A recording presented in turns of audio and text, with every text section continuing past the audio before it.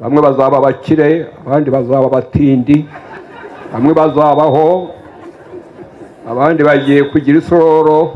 Ntabwo yigeze atinya umwami, ntiyigeze atinya n'abaperezida, kandi ntiyigeze anyeganyezwa n'imbaga y'abantu.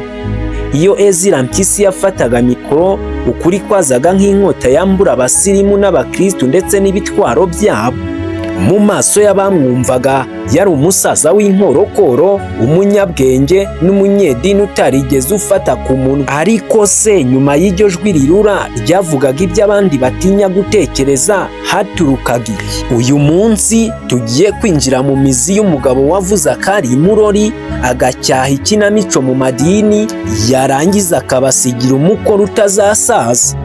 Uyu ni Ezra Mpyisi, umubwiriza utarigeze apfukama imbere y'ikinyoma. Mbere y'uko dukomeza n'amateka ya Ezra Mpyisi, usabwe gukora subscribe niba utarayikanda, kandi niba warayikanze andika comment kandi usharinge n'iyi video igere ku bantu bakunda ibintu nk'ibi. Turi ku muyoboro mugari JPTV show, ikaze mwese murisanga. Amateka y'uyu mugabo ntabwo atangirira mu rusengero, ahubwo atangirira i Nyanza mu murwa mukuru w'ubwami bw'u Rwanda. Hari mu mwaka w'1922 ubwo umuryango w'umugabo witwaga Mpamira havukaga umwana w'umuhungu. Ubyumve ko uyu muryango utari uje kwishima gusa, wari ufite ubwoba bukomeye. Mbere y'uko uyu mwana avuka, bakuru be bose bari barapfuye bakiri bamenye. Ubyumve ko mu muco nyarwanda w'icyo gihe, iyo abana bapfaga cyane, ababyeyi bafataga umwana ukurikiyeho bakamwita izina riciye bugufi, rirura cyangwa rikojeje isoni, bazi ko imiryango y'abazimu izagira ngo ni ikintu kibi, maze ikagira ngo ntabwo ari umuntu, bityo ikamwihorera. Umubyeyi we aramureba aravuga ati, uyu we mwise Mpyisi, izina rishatse kuvuga igisimba cy'inkazi kirya intumbi, ariko ryari ubwishingizi bw'ubuzima bwe. Kandi mu by'ukuri ubyumve neza ko urupfu rwatinye ko. Mpyisi yaje gukura rero aba umusore w'igihagararo n'igishyika i Nyanza. Ubwo mu gihe Mpyisi yari ari gukurira i Nyanza, u Rwanda rwari ruri mu mpinduka zikomeye. Abamisiyoneri b'abadivantisite b'umunsi wa karindwi bari bamaze kugera igitwe muri Gitagata. Ubwo Mpyisi nk'umusore wari ufite amatsiko kandi ureba kure, ntabwo yagumye mu mihango n'imiziririzo ya kera. Ubyumve ko yakuriye mu maso ya Mutara wa gatatu Rudahigwa, bituma agira amahirwe yo kwiga, kumenya gusoma n'ubwenge bw'ishuri rya kizungu. Aha niho yakuye imyumvire n'imyizerere bishya. Ntabwo yize amateka n'iyobokamana gusa, ahubwo yahise anamenya yuko ijambo rye rishobora guhindura abantu. Yiyeguriye Imana mu itorero ry'abadivantisiti, ariko ntiyaba umukristo ugendera mu kigare. Ubyumve ko yari umusore utinya ikinyoma, akunda impinduka, kandi wavugaga ibintu nk'uko bimeze. Uko yagendaga akura mu bwenge ndetse n'igihagararo, ni nako yagendaga yagura ubuzima bwe bwite. Mu mwaka w'1944, afite imyaka 22 y'amavuko, Ezra Mpyisi yaje kubenguka umukobwa ndetse aranamushima. Uwo mwari akaba yaritwaga Esther Nyirabakiga. Kubw'ibyo rero haje kuba ubukwe bwabo bombi. Ubu bukwe ntabwo bwari ubukwe busanzwe bwo mu cyaro, bwari ubukwe bw'abasore n'inkumi b'icyo gihe. Bari bazi iyo bava n'iyo bajya, bafite icyerekezo kandi biyeguriye Imana. Nuko ndarambagiza, naje gushyingirirwa iwacu i Rwamwata. Ishyingirirwa muri rwa rusengero, ariko rwari rwaragize amajyambere, bararwubatse barusakaza umubaya. Niho nashyingirwa n'umupatoro witwa Nataneye Rwandemera, niwe wari umukuru w'intara. Icyo gihe kandi nashyingirwaga nta gakweto, nari inyenyeri, akenda kanjye nakameshe, n'agapira n'akenda niteye, n'amasunzu, nteze amasunzu. Umukobwa nawe akenyeye akenda ke nako yiteye n'agapira n'amasunzu, nta gukimbagira, nta gapica. Nuko tuza mu rusengero turicara, Nataneyeli aradushyingira. Nta kamodoka shweda. Esther ntabwo yabaye umugore gusa, yabaye inkingi ikomeye mu buzima bwa Mpyisi. Niwe wamubaye hafi mu bihe by'amahoro i Nyanza, amubera urwunguko mu muryango, kandi amubera intwari mu bihe bikomeye by'ubuhunzi n'amakuba byari bije mu gihugu. Icyo gihe Ezra Mpyisi yari amaze kuba umugabo ufite urugo, ariko nanone yari afite inshingano nshya: guhindura imitima y'abantu no kuyobora abandi mu mwijima w'amateka y'u Rwanda. yari atangiye guhinduka. Nyuma y'ubukwe bwabo mu mwaka w'1944, Ezra Mpyisi n'umugore we Esther Nyirabakiga bahise batangira ubuzima bushya mu rugo rushya i Nyanza. Umuryango wabo ntago wari uje gushaka imibereho gusa, wari uje no kwaguka no gusiba amaganya y'amateka Mpyisi yakuriyemo. Ku bw'ibyo rero Imana yarabahaye barabyara, ndetse urugo rwabo rwuzura umugisha w'abana. Mu bana babo ba mbere hari harimo Gerard Mpyisi ndetse na mukuru we witwaga Kanyamahanga. Izina ryamwiswe rishingiye ku bihe bitoroshye n'ingendo umuryango waciyemo. Bose hamwe Ezra Mpyisi n'umugore we Esther baje kubyara abana 8. Mpyisi ntago yari umugabo w'itorero gusa, mu rugo rwe yari umubyeyi urera ariko atajya azuyaza, atandukanye icyiza n'ikibi, kandi atoza abana be gusoma Bibiliya n'ishuri kuva bakiri batoya cyane. Umugore we Esther yabaye inyuma mu gukuza uwo muryango, ari nako bafatanya kwakira abashyitsi. Si ibyo gusa kandi bakanakira abakristo bazaga kubashaka kenshi i Nyanza. Umuryango we wari nka laboratwari ye ya mbere yo kwerekana uburere n'ubwenge buhanitse. Ku bw'ibyo rero byumve ko nyuma yo gushaka umugore no kugira umuryango mu mwaka w'1944, umusore Ezra Mpyisi ntabwo yicaye mu nzu ngo agwize amaboko. Ubwenge bwe, gushira amanga n'ijwi rye ririmo imbaraga byahise bimurika haba mu itorero ndetse n'ibwami Nyanza. Si ibyo gusa kandi ntabwo yari umukristo usanzwe, yari umugabo w'umusomyi kandi w'umunyabwenge. Ibi byatumye agirirwa icyizere gikomeye n'umwami Mutara wa gatatu Rudahirwa, amugira umwe mu bajyanama n'abantu bakadasohoka ibwami. Mpyisi ubyumve ko yabaye umuhuza w'ibihe bibiri. Yubahaga umuco w'u Rwanda n'ingoma, ariko nanone akemera guhinduka ku buryo bw'isi binyuze mu burezi no mu kwemera Imana y'igitwe. Ariko Ezra Mpyisi ntabwo yari ahagijwe no kuba umujyanama w'umwami gusa. Inyota ye y'ubwenge yari nk'inyanja.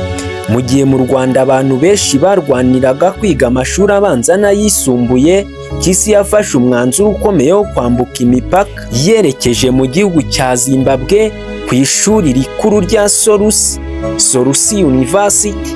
Aha niho yakoze amateka akomeye y'ikirenga.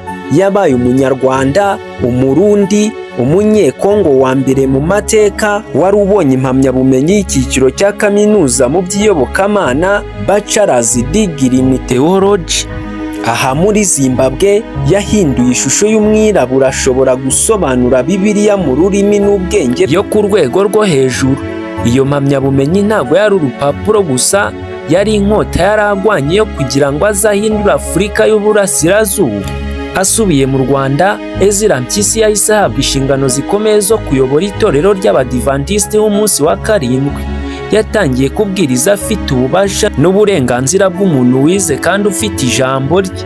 Muri icyo gihe u Rwanda rwari rugeze mu minsi yarwo ya nyuma y'amahoro n'umutuzo. Mpyisi yabaye hafi y'umwami Rudahigwa kugeza ku munsi yajyanwe i Bujumbura mu mwaka w'1959, aho uwo mwami yaguye mu buryo bwatunguye bose.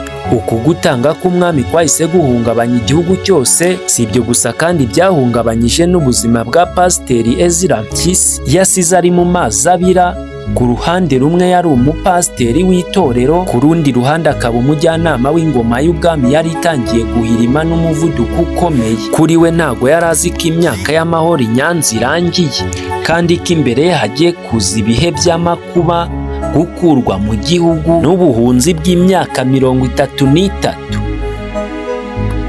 Mu mwaka w'1961, ubuzima bw'icyubahiro n'umutuzo bwa Pasiteri Ezra Mpyisi Nyanza bwahirimye nk'inzu y'ibyatsi. Nyuma y'imvururu n'akaduruvayo byatangiye mu 1959, Mpyisi, umugore we Esther n'abana be bafashe urugendo rurerure bagana ishyanga. Basize amateka, basiga ubutunzi, basiga ndetse n'igihugu cyabo. Ubyumve ko imyaka 33 mu buhunzi ntabwo yari urw'amenyo, wari umusaraba uremereye. Ariko aho Mpyisi n'umuryango we bagezaga ikirenge, amakuba yahindukaga umugisha. Muri Uganda, muri Kongo ndetse no muri Tanzania, Mpyisi ntiyigeze asabiriza, ahubwo yubatse amashuri, arema za kaminuza, kandi ikindi gikomeye nk'aho bidahagije yigisha amagana y'abaminisitiri b'iyobokamana. Muri Kenya yakoze amateka akomeye, aba umwirabura wa mbere wayoboye itorero rya Kenya rya NIWE Centre Seventh Day Adventist Church. Nubwo rwose yari ari mu gihugu cy'abandi, ijwi rye ryumvikanye mu rurimi rw'icyongereza n'igiswahili, ahabwa icyubahiro n'abanyacyubahiro n'abaperezida, ariko umutima we ugahora utekereza u Rwanda yasize inyuma. Mu mwaka w'1994 icyizere cyo gutaha cyaraje, ariko kiza giherekejwe n'umwijima ukomeye mu mateka y'isi. Jenoside yakorewe Abatutsi yahitanye abasaga miliyoni, isiga u Rwanda ruri mu maraso ndetse n'imiborogo.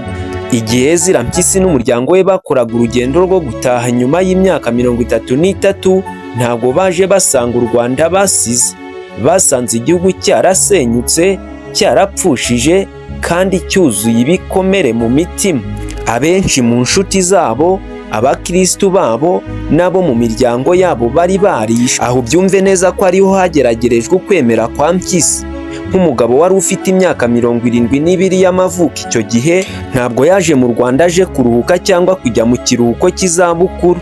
Yasanze urugamba rwo kubaka umubiri rwararangiye, ariko urugamba rwo kubaka imitima y'Abanyarwanda n'isanamitima ruri ku gitutu gikomeye. Akimara kugera i Kigali, yasize Bibiliya ye mu ntoki, yambara ikoti rye, maze yinjira mu kibuga cy'imirimo. Yabonye ko igihugu gikeneye ubwenge n'uburezi kugira ngo cyongere kibeho. Ezra Mpyisi yabaye umwe mu nkingi za mwamba n'abafata Abanyarwanda bafatanyije bagashinga kaminuza y'Abadivantisiti b'umunsi wa karindwi muri Afurika, yiswe nka AUCA, ndetse n'iyiswe Ray Adventist University of Kigali, izwi nka UNIRAC. Aya mashuri ntabwo yari ay'imyizerere gusa, yari amahuriro yo gufasha abana b'u Rwanda bari baravuye mu buhunzi n'abo mu gihugu imbere, bakicara ku ntebe imwe, bakiga ndetse no kubana no kubaka ejo hazaza hashya. Aha noneho niho ya mvugo ye y'ubutsinzi bw'amanga yatangiye kumvikana ku maradiyo n'amateleviziyo y'u Rwanda rushya. Ntiyigeze atinya kubwira abasenye igihugu ko bakoze icyaha, kandi ntiyigeze atinya kubwira abakristu ko ibyo bakora ari ikinamico niba badafite urukundo. Mpyisi yahise aba inkorokoro y'umusaza Abanyarwanda bose bashakaga kumva, kuko yari afite ukuri kutavangiye. Mu myaka ya nyuma y'ubuzima bwe, ubwo abandi basaza b'imyaka 90 n'ijana babaga bagiye ku ruhande ngo baruhuke, Ezra Mpyisi we siko byagenze. Umubiri we warashaje, ariko ubwenge bwe n'ijwi rye ntabwo byigeze bisaza, ahubwo byaratyaye nk'inkota nshya. Yiyemeje gukora igikorwa cye cya nyuma cyo gusiga umurage mu gihugu cye. Yashinje ishuri rya Bibiliya ry'ubuntu, Free School Bible, ku rusengero rw'Abadivantisiti b'umunsi wa karindwi i Nyambi, Kigali. Buri munsi uyu musaza yicaraga hagati y'imbaga y'abantu, akabasobanurira ibyanditswe bitagatifu, akabasaba gushishoza ndetse no kureka amadini y'uburyarya. Kuri we Bibiliya ntabwo yari igitabo cy'imihango, yari igitabo cy'ubuzima n'ukuri.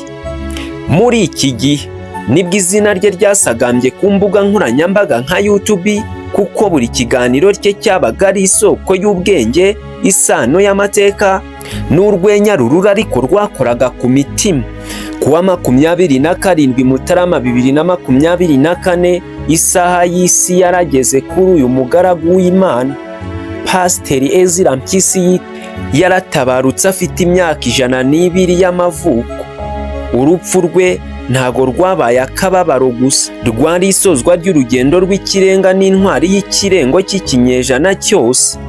Igihugu cyose cyarahagurutse kiramuherekeza, kuva ku buyobozi bukuru bw'igihugu kugeza ku muryango mugari w'Abadivantisite w'umunsi wa karindwi n'Abanyarwanda muri rusange, ariko bazi neza ko basize umubiri gusa, kuko umurage utigeze ushyingurwa. Ezra Mpyisi yagiye ateye ishema. Yasize umuryango ukomeye, asiga amashuri n'amakaminuza abamo ibihumbi by'abasore n'inkumi, kandi asiga isomo ry'uko umuntu ashobora kuvuga ukuri akabaho mu cyubahiro.